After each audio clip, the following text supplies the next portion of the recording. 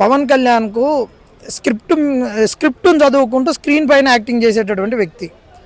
పవన్ కళ్యాణ్ ఎక్కడ కానీ ఏ రాజకీయ వేదిక మీద కానీ స్క్రిప్ట్ లేకుండా మాట్లాడతాడా? మాట్లాడాడు. ఎందుకు మాట్లాడు? ప్రజా సమస్యలపైన ఎప్పుడు కొట్లాడాడు. ఆయన ఎప్పుడూ కానీ ఒక ప్రజా సమస్యలపైన కొట్లాడినటువంటి అనుభవం ఉంటుంటే ఆ స్క్రిప్ట్ని పట్టుకోడు. ఆయన ఏదైనా ఆయన చేసేటటువంటి మాట్లాడేటువంటి ప్రసంగం సినిమా డైలాగులు లెక్కనే ఉంటాయి. సమస్య పైన సమస్యకు ఉన్నటువంటి తీవ్రత ఏంది, సమస్య ఎందుకు వచ్చింది, కావాల్సిన డేటా ఎప్పుడు తీసుకోడు ఆయన ఏముంది, ఆయన మాట్లాడే ప్రతి మాటలలో పంచ్ డైలాగులు ఉండాలనే చూస్తారు, పంచ్ పేలాలని చూస్తాడు. ఇది సినిమా అనుకుంటాడు. ఆయన మాట్లాడతాడు, అవభావాలు ఇట్లా మైకులు సర్దుతాడు, తర్వాత అక్కడి నుంచి కింద కేరింతలు వస్తాయి. ఇదంతా సినిమాలలో జరిగేది కదా. ఆయన ఇంకా ఎప్పటికైనా ఆయన సినిమాల నుంచి బయటికి వెళ్ళాడు. ఆయనకు అయిపోయింది.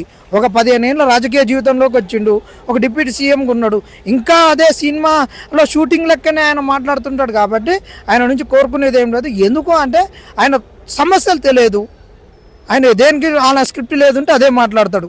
ఆయన నిరుద్యోగ సమస్య కానీ, తెలంగాణలో ఉన్నటువంటి మహిళల పట్ల మహిళలకు జరుగుతున్న అన్యాయాలపైన కానీ, దాడుల మీద కానీ, వాళ్ళపైన లైంగిక దాడుల మీద కానీ, దేని మీద మాట్లాడేటటువంటి ఒక అవగాహన లేనటువంటి వ్యక్తి పవన్ కళ్యాణ్. అరే లీడర్లు ఎందుకు పోయి చెప్తారన్న? ఆయన లీడర్ కదా, ఆయన ఒక డిప్యూటీ సీఎం, ఆయన ఇంట్లో ఉండేటటువంటి వ్యక్తి కాదు కదా. ఆయన ఒక రాజకీయ పార్టీ పెట్టుకున్నాడు.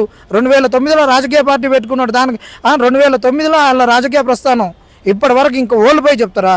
ప్రజా సమస్య ఏడ ఉందంటే ఆడ గద్ద వాడాల్సినటువంటి వ్యక్తి. ఆ వ్యక్తికి సమస్య గురించి నాకు వచ్చి ఎవరు చెప్పట్లేడంటే ఇక ఆయన ఏం మంచి దేనికి రాజకీయం చేసేది?